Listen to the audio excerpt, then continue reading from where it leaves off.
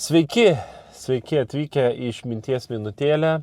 Išminties minutėlėse mes kalbame įvairiom gyvenimiškom tematikom, psichologiniam, filosofiniam, apie problematikas, su kuriuom susiduria kiekvienas žmogus. Ir šios dienos tema bus, kaip išlikti ramiam šitam neramiam pasaulyje.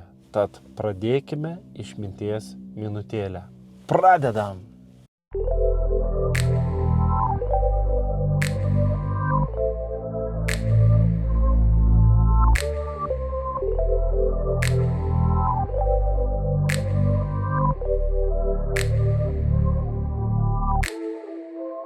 Taigi, sveiki bičiuliai, kaip džiugu su jumis sveikintis Išminties minutėlėje.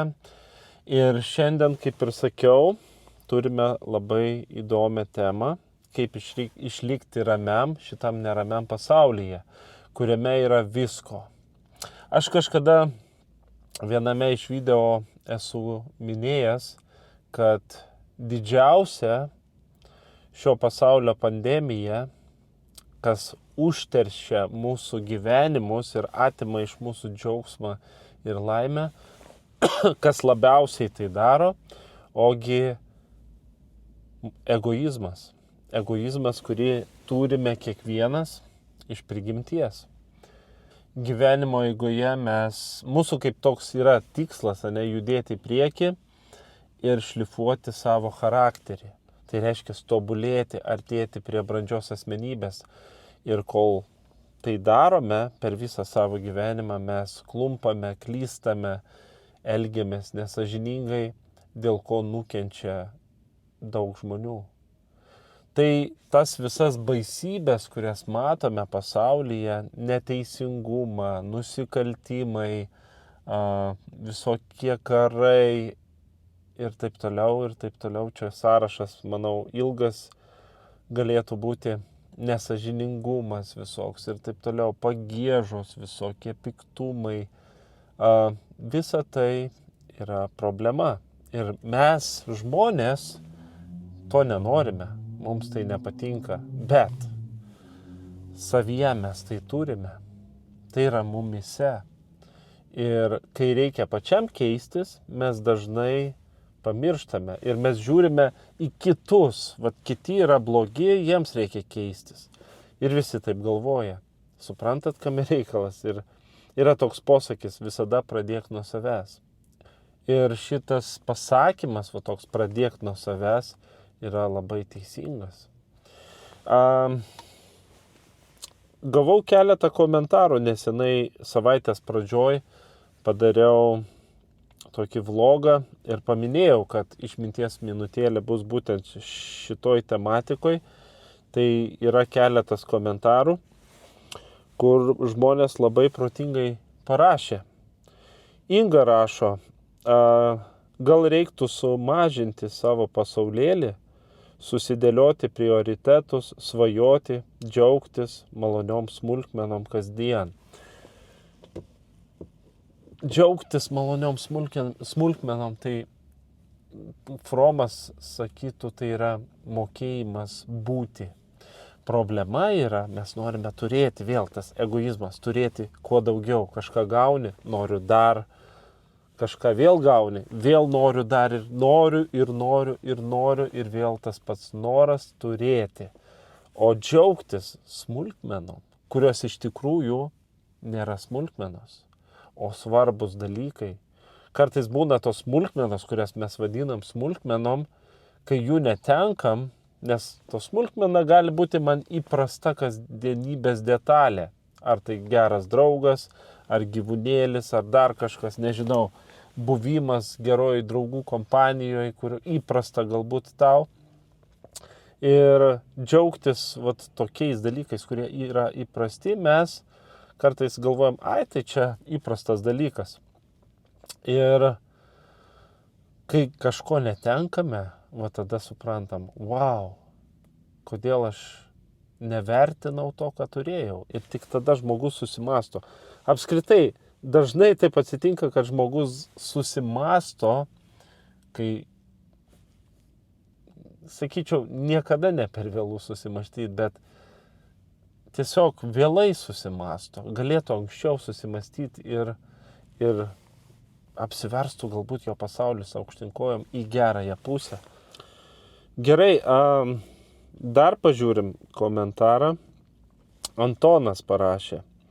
Manau, surasti ramybę galime suradus ramią vietą, pabandžius atsiriboti nuo neigiamų dalykų. Tai du aspektai svarbus. Atsiriboti į ramią vietą, pabūti vienatvėje. Šitas dalykas yra be galo svarbus. Pabūti tyloje, ko žmonės šiais laikais kartais ir nemoka, nes visą laiką turi tas ausinės, muziką aplinkui. Aš nesakau, kad muzika blogai, jinai gerai, tai yra terapinis dalykas, bet buvimas tyloje žmogų lyg įveda į tokią būseną, kuris turi galimybę labiau suprasti, kas vyksta, ko aš noriu. Galbūt tu tuo metu labiau gali išgirsti savo mintis, pabūti su savo mintimis. Yra toks žodis meditacija, tai yra apmąstymas. Jeigu išverstumėm į lietuvių kalbą, meditacija yra apmąstymas, kai žmogus apmąsto ir dažnai mums mąstyti trukdo tas lėkimas. Mes šiaip visada mąstome, bet ar girdime, ar galim patyrinėti tai, kas yra mums svarbu per tą skubėjimą, kartais mes to negalim padaryti. Ir apskritai, buvimas tyloje žmogų pakrauna, suteikia daugiau jėgų, suteikia daugiau energijos ir panašiai. Na ir sekantis aspektas, kurį Antonas parašė, pabandyti atsiriboti nuo neigiamų dalykų.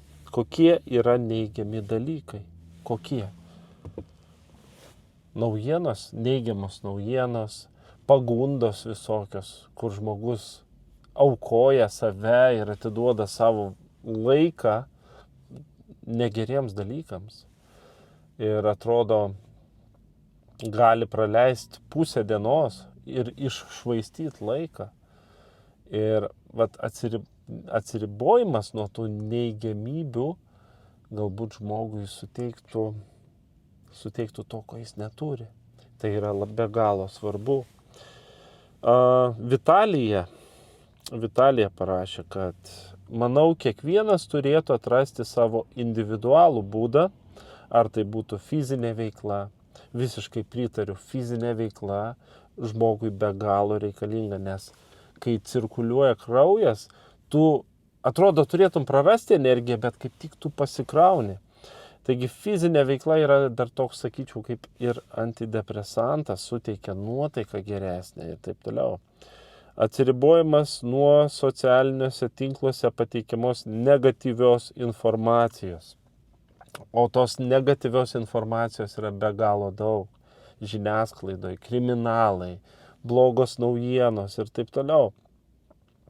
Taip, galbūt tai galėtų būti pozityvių įpročių kūrimas. Žiauriai gera idėja. Užrašai, pavyzdžiui, meditacija, dėkingumo praktika. Svarbiausia, reikia išlaikyti sąmoningumą ir mokytis kontroliuoti savo emocijas. Ačiū Vitalijai už be galo tokias gilias mintis ir ačiū visiems, kas rašėt komentarus ir Ingai, ir Antonui. Tikrai, jeigu sudėjus visus šitos komentarus, tai sakyčiau, visi davėt labai gerų minčių, kurios iš tikrųjų yra be galo vertingos. Tik žinot, kokia problema su žmogum yra, mes kartais žinom, ko mums reikia, žinom, kas yra blogai, kas yra gerai, bet ar mes pasinaudojam to? Tarkim, žmogus žino, kad rūkyti nesveika, bet rūko, žino, kad toks ir toks maistas yra negerai kūnui, bet jis valgo ir geria. Žino, kad alkoholis nėra geras dalykas, bet, kaip sakant, tradicija tokia.